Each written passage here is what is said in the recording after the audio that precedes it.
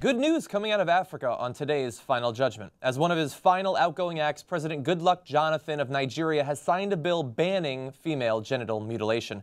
According to The Guardian's analysis of 2014 UN data, a quarter of the women in Nigeria have undergone FGM. Nigeria, a very large population, so that quarter, that is millions and millions of women. Obviously, they're looking to massively cut down on that number going forward.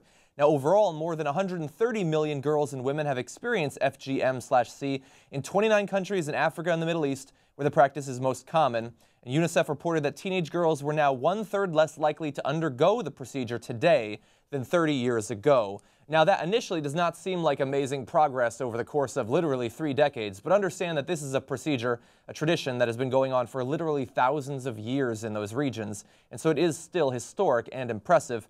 And the World Health Organization cites immediate harmful effects of the procedure, including hemorrhaging, bacterial infection, open sores, and long-term consequences that include infertility, childbirth complications, and recurring bladder infections. Communities who practice FGM often do so to reduce sexual desire in women and to initiate girls to womanhood. So obviously an extremely damaging procedure, one that is used traditionally to control women, to put them in their place and have them not appreciate the act of sex. It makes them more basically for breeding at that point. It's a barbaric and outdated tradition.